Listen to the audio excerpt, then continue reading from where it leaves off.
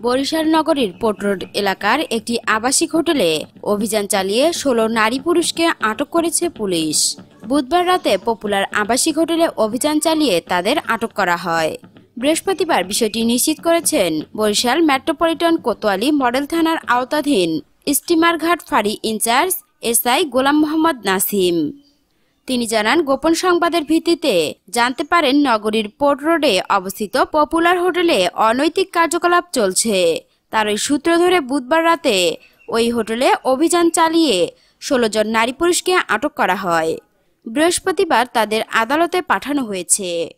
Barishal Kotwali model থানার OC Mizanur Rahman বলেন, নগরীর পোর্ট রোড ও লঞ্চঘাট এলাকার আবাসিক হোটেলগুলোতে অসামাজিক কার্যকলাপের অভিযোগ ছিল দীর্ঘদিন ধরে।